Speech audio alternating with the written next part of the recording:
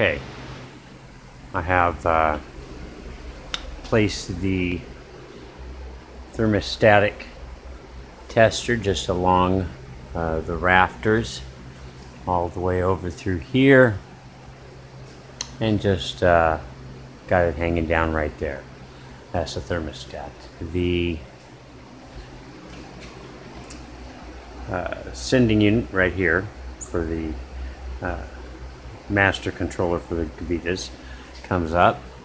I tied it in to where? Oh, up and over. Sorry, comes up and over, dun da da da, to there, to the little right there, and then over to this Gavita.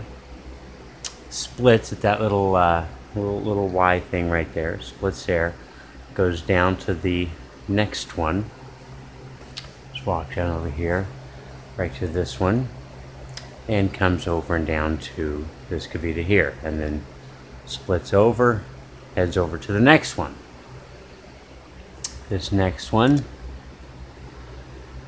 comes in, ties around, one comes over and down to this Gavita light there, the other one over, and I had to put another splitter in so I could reach. Obviously I didn't split, just use as a junction, because these little lines only come with 5-footers for these Gavitas, and tied into the last Gavita. All of them, I put these little electrical staples in, and then zip tied them to that. Can you get a good shot of that? There we go. And I put this loop in to just take a little bit of slack out of here, so it's got a little bit, but I didn't want to. Made sure I stayed away from the hood itself. So there we go. All the Gavitas are tied in. As you can tell,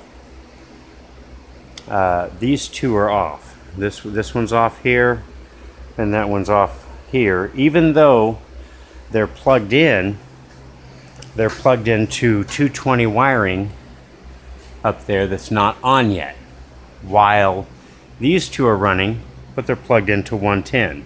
The Gavitas automatically switch over from 110 to 220, and as you can see, all four are plugged into the timer and running over here, yet they only click on with power. This timer just says, hey, it's time to turn on. Whether or not they turn on is all dependent upon power. So there is the thermostatic control and all the Gavitas running on the timer.